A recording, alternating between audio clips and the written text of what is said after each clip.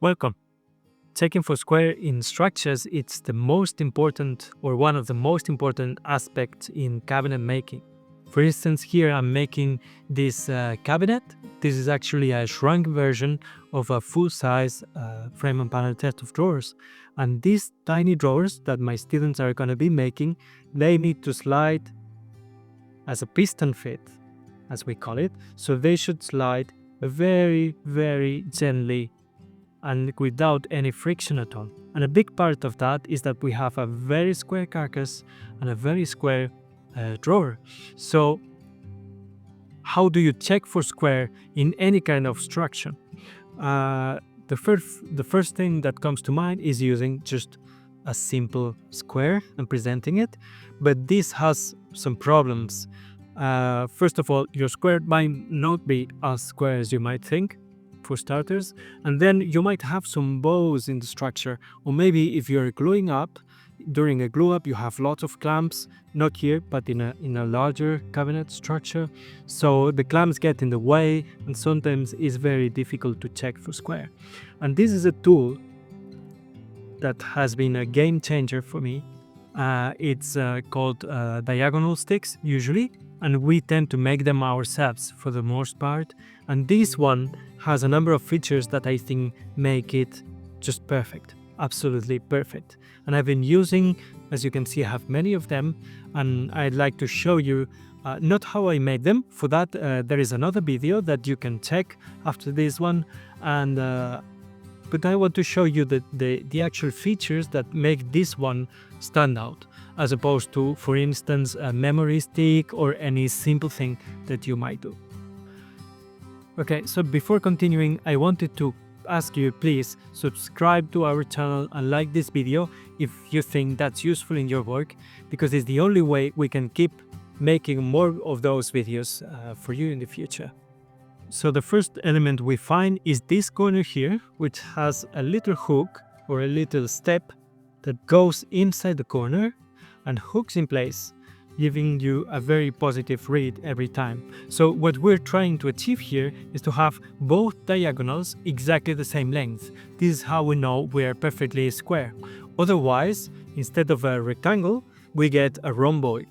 And that's a big problem in furniture construction. So we're gonna make this first measurement, just going against the corner. And here we see the amount of drop in this scale. Okay, and the beauty of this is that at this end, at the reading end, we have an edge which is not 90 degrees, as you can see. And it's not 90 degrees for this reason. Any variation in the length, as the tool gets in place, will make for a different amount of drop. So if I press the corners, since this is still very flexible, when I press here, I can see the ruler going down, and this is what helps me to get this super accurate reading to a very incredibly precise amount.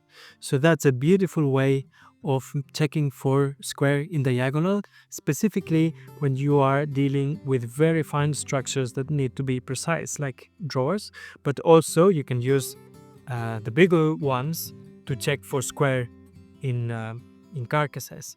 Now the big problem with that, as I was saying before, is that very, very commonly these get just too large, too heavy, and they get in the way with clamps and many things.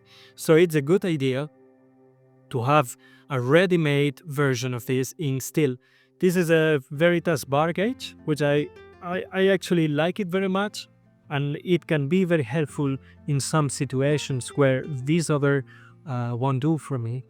The rods are really quite thin, so I think it's about 9 millimeters, something like that, which would be about 5/16 of an inch, something like this.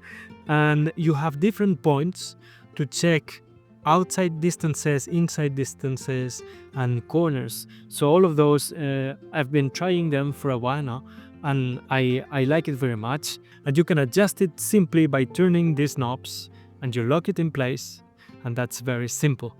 as opposed to going with this kind of arrangement, which is not the most helpful way to do things, and it's heavy and it's clumsy.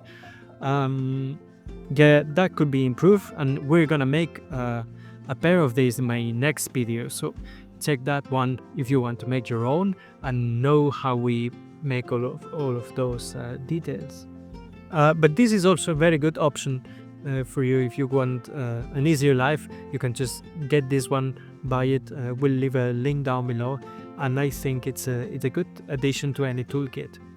Precisely this one for the outside dimensions, this one I find very interesting. I'll give you a demonstration now. So I'm gonna change these points. It's just screwy place. So moving back to the cabinet carcass, I can just present it.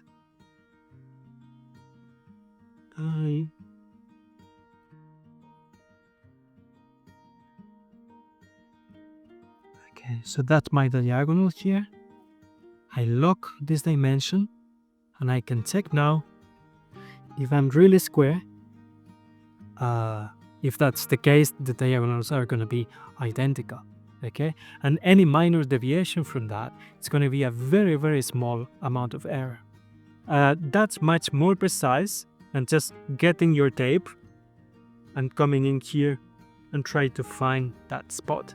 Okay, I've never found it very comfortable. In large structures like a bed, for instance, that's plenty okay. But for small cabinets, I think this is a much better solution. So yeah, very helpful, particularly with this type of head.